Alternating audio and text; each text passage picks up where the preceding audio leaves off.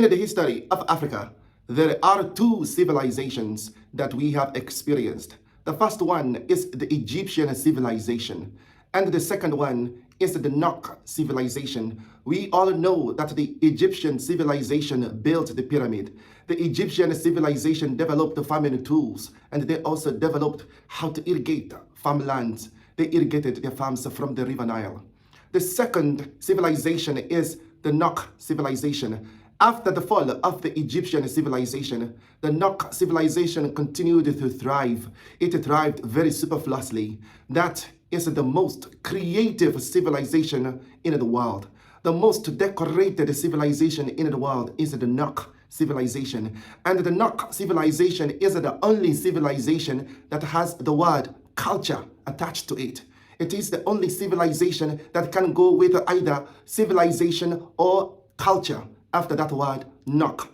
The Nok civilization is a seat of government in the Benin Kingdom. The Benin Kingdom used to rule all these areas in Africa, up to the Saharan areas of Africa, almost close to the Bantu area in Africa.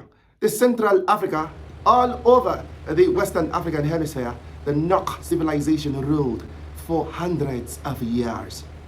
Only in the 7th century was this Nok civilization destabilized. And you have to understand the difference between these two words, civilization and colonization. Civilization is an arrangement, is a spreading of a culture, not by force, not by war, but teaching, helping, organizing, and also strategizing.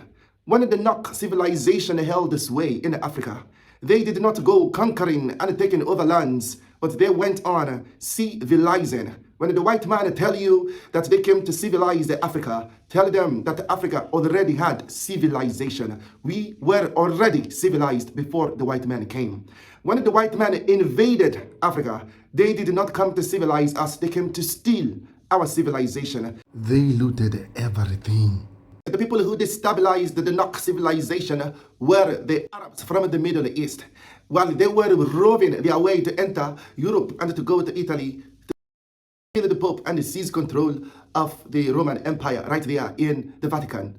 They passed through the Northern Africa on their way to Portugal and to Spain. They controlled that place for almost 1,000 years. The first place that they invaded was Egypt. Egypt was very easy to invade because Egypt connects to the Middle East. So they went there very peacefully.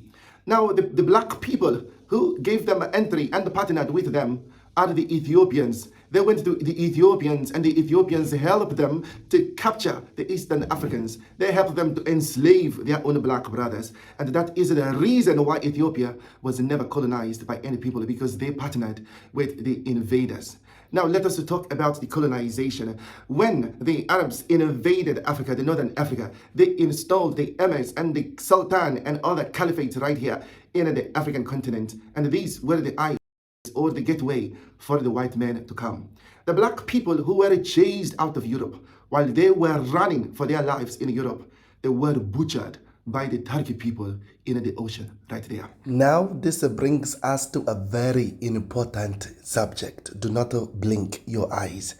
The Black Death. They told you that the Black Death is an epidemic. A big fat lie. The Black Death is a conscious, consolidated effort to eradicate the black skin, to whiten a race. This is the origin of the white race. Ask yourselves, the time before the white man invaded many of these territories, there were black people there. What happened to all of the black skins in all of this region? It is the Black Death. The Black Death is the beginning of a whitewashed race. The Black Death is the reason why you don't find black people all over Europe.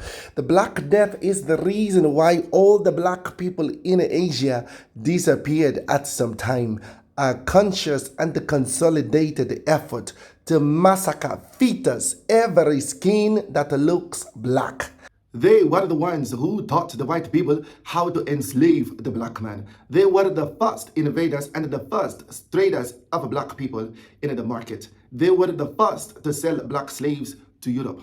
After the Arabs had invaded the Saharan Africa, the Oba of Benin tried to re-strategize. The Oba was not a warmonger. He was not into war. He was into spreading civilization and to spreading knowledge and culture. The Oba had to re-strategize and to recoup the people that he had control of. It was only when the Portuguese came here in Africa, when the Arabs opened the doors for the Portuguese to come, that we started having different kingdoms. At the time, we had civilization that was ruled by the Oba or the Benin kingdom that had the seat of power in Benin. And after the Portuguese came, the Portuguese did what was called the divide and the rule, the divide and the conquer. They started to give power to few sections and fractions in Africa, and that is the birth of many kingdoms in the African continent. They started to teach some people and fractions or some tribes that they could also be their own Abba. They could also be their own kings rather than being subjugated or being ruled by the Oba of Benin. So those people started to create their own kingdoms. That is where you find the Ghana kingdom, the Ashanti kingdom, the Bantu kingdom, and the many other kingdoms in Africa. All of these people were subject to the Oba or the Nok civilization. So when they were broken into fractions, these people continued with the culture that the Benin kingdom or the Nok civilization had taught them. This is the reason why they all have similar culture with the Nigerians. The Nok culture is a very decorated culture. When the Arabs came, they destroyed some certain aspect of this culture. The Portuguese came, the Germans came, the British came, the Vikings came. They were all coming. The French, the Italian, to steal, to rob, and to take away, to loot all the creations of the Nok culture or the Nok civilization. But when the invaders came, the invaders started to colonize. The difference between the civilization and the colonization is one is forcefully taking the land, but the civilization is not conquering land, but allowing people or teaching people how to be organized, teaching people how to do things with new ideas, advanced ideas, and to teach them a knowledge that they did not know. These were the works of the Nigerian people. These were the works of the Nok civilization, the Benin Empire, right there. So that is why when you see those people up to this very moment, they keep on reaching out to other people.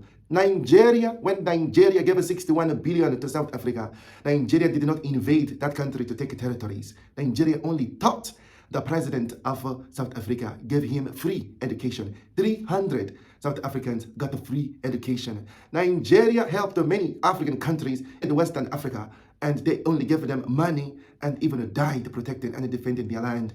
They did not take territory. The same thing that happened thousands of years ago. So when the white men came, they began to break up this Nok civilization. That is why you see a country like the Benin Republic still has the same name as the Benin Kingdom. That is why all the countries in Western Africa and even in Central and Eastern Africa have the same culture, same dressing. They almost eat the same kind of food. And that is the power of the Nok civilization, teaching Africa from how to do fashion, how to decorate the house. The Nok civilization has proven to be the most formidable, the most decorated, the most creative civilization of all time.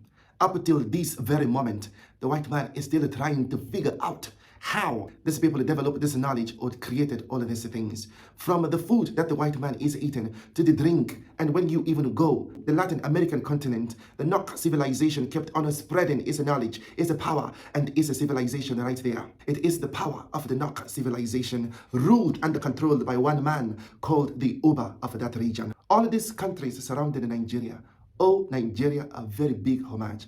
All of their culture rests on the shoulders of the Nigerian civilization, the Nok civilization that is also called the Nok culture. No other civilization can be referred to as culture, but that Nok civilization, it shows you the power, the influence, the creativity, and dominance that those people have in the African continent. The generations of this Nok civilization keep on doing the work that they know best how to do, helping, creating, and building the black family.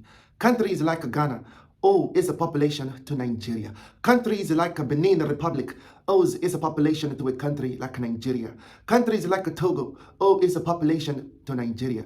Anywhere Nigerians do not go, or Nigerian men do not go to populate, that population remains stagnant.